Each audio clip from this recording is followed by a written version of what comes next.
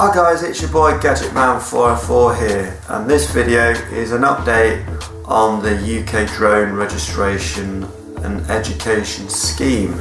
As you may or may not be aware, where have you been for the last year if you're not aware of this situation that has been happening in our hobby?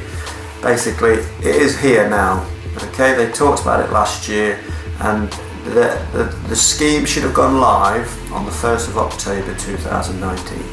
But for whatever reason it didn't, and one of those reasons was because it was too expensive. It was £16.50, that was the price they were talking about. Now, as from, it is the 20 odd of October, on the 5th of November this scheme will go live. It should have gone live on the 1st of October, didn't happen, and it's now going to go live on the 5th of November. Like, remember, drones registered by the end of November or something like that. I don't know why they made it the 5th of November. They can make it the 10th or the 1st or whatever, but they've done it on the 5th, and maybe there's some logistical reason for why they've done it that way. But this is what is happening, guys. On the 5th of November, the website will go live, so you can pay for your registration, which is a yearly fee.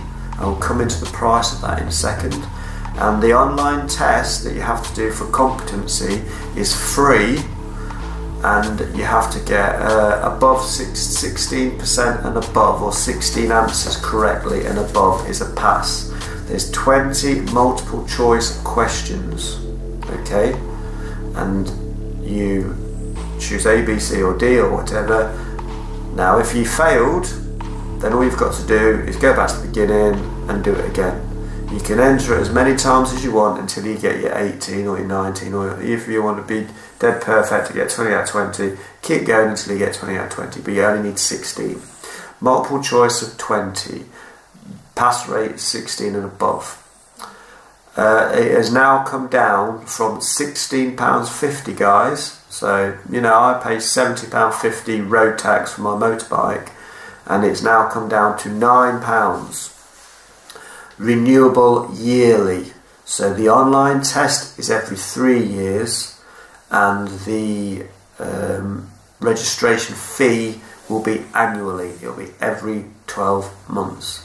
£9 for the first time, and then next year it might come down or it might actually go up. It depends on how much take up the government get, because if not many people take it up, they might just drop it like a hot potato and think it's not worth us paying people to monitor this if there's not a lot of people using it. Now, the education side of it, I agree, a good idea. Will it rule out rogue pilots? No, it won't. And is there any evidence to prove that there were rogue pilots involved at the Gatwick and Heathrow Airport? No, there was no evidence. Now, to say there's no evidence, and yet there must be how many cameras around an airport? I'm sure the CCTV people could have moved the cameras manually to look for this said drone, etc. But nobody did. That didn't happen. Seemed very strange to me. This is my take on it, another view of it. One of those airports was going up for sale, okay, and that was the week that all that happened. So is it a coincidence that when all those problems were happening and it was all about security, they then got the deal for a cheaper price? So could it have been the French that flew a drone over or something to get the price knocked down? Because if you're buying some major, company and it's shown to have weaknesses, there's a bargaining chip for you. That's how you can haggle down the price. But I don't know, it's just speculation. A few other people have put that out there, and there's not been much take up on that. But that is more than plausible. Governments, we sold Rolls Royce for £1 to the Chinese, for God's sake. All the plants, all the tools, lost it in a card game or some gambling thing. when all the chief executives were getting drunk on sake and having loads of prostitutes and all that kind of thing, and they lost the company and they paid £1. The guy who bought Debenhams and all those kind of things, Mr. Green or whatever his name is, bought it for £1, sold it for millions, bought it for £1. You know, he made millions of pounds. He was pinching people's pensions, but he only paid £1 when he bought it. He made more than £1 in profit, I'm bloody sure of it, if they went bankrupt or not. He would have put money away for a rainy day because he's not stupid. But that is another video again. So, drone registration, it's here, guys. They've talked about it, it's coming. You can't get away from it. It's like winter's coming in Game of Thrones. You know, it's coming. You can't get away from the fact that it's here. And it's next week time or 2 weeks time. You have to do it. Now, if you don't want to register, guys, that's totally up to you.